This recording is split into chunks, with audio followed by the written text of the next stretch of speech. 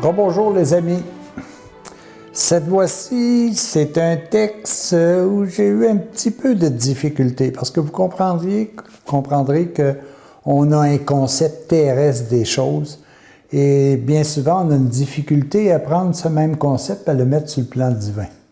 Cette fois-ci, on parle de Marie, reine des Vierges. Et là, je me dis, oh, palais, est-ce qu'il y en a tant que ça parmi nous qui sont vierges? Puis là, je me dis, comment on peut retrouver notre virginité initiale? Alors là, ça devenait un petit peu compliqué.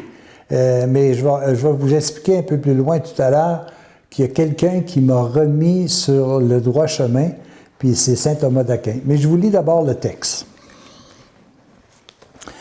Marie est la reine des Vierges. Les Vierges sont celles qui consacrent leur vie au service de Dieu, renonçant au plaisir de la chair et aux biens matériels pour être libres de servir le Seigneur.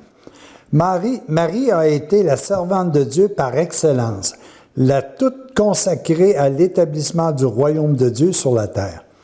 Marie a été toute consacrée à réaliser le plan de Dieu sur elle et sur le monde, en disant qu'il me soit fait selon ta parole, selon Luc. Elle renonçait à toute volonté propre pour ne faire que la volonté de Dieu, son Seigneur et Maître. Aucune autre pensée n'a effleuré son âme. Seul l'amour de son Maître divin l'occupait. Ses désirs étaient pour Dieu, ses pensées pour méditer ses vouloirs et toute sa volonté occupée à la réalisation du plan divin. Nul désir, nulle pensée contraire à Dieu n'a pénétré dans le sanctuaire de son âme. Et nous, les amis, je sais que les désirs et les pensées produisent des actions. Il faut donc que je sache chasser, le verbe chasser, les désirs et les pensées mauvaises. À leur place, il faut que je mette des désirs et des pensées divines.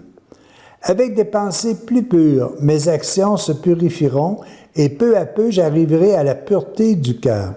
Ce sera la pureté, la virginité retrouvée. Ô Marie, éduque-moi afin que je devienne une âme totalement consacrée au service de Dieu et de mes frères. Alors, vous voyez, la virginité, ce n'est pas un attribut uniquement féminin, c'est un attribut féminin et masculin. Ce qui est important de voir ici, les amis, c'est que nous sommes tous appelés, comme le dit ici saint Thomas d'Aquin, que nous sommes tous appelés à vivre une virginité spirituelle. Saint Thomas d'Aquin disait, et je vais vous le citer, « La virginité est également une vertu morale et spirituelle. La virginité est dans l'âme et n'est pas réductible à une condition physique particulièrement. » Et moi, il y avait un texte que j'ai trouvé intéressant. « À moins que vous redeveniez des enfants, il vous sera difficile d'entrer dans le royaume des cieux. » Mais quand tu dis ça à un adulte, comment tu peux dire qu'il va redevenir enfant? Donc, c'est un état d'âme. C'est un état d'âme, la virginité, comme c'était un état d'âme, la pureté qu'un enfant propage. Alors, les amis, voyez, il est nécessaire pour chacun de nous que nous devenions à nouveau remplis d'une virginité spirituelle. Cela veut dire maintenant que nous sommes appelés à se libérer, à libérer notre âme et notre esprit de toutes pensées qui sont contraires au bonheur que souhaite pour nous le Seigneur.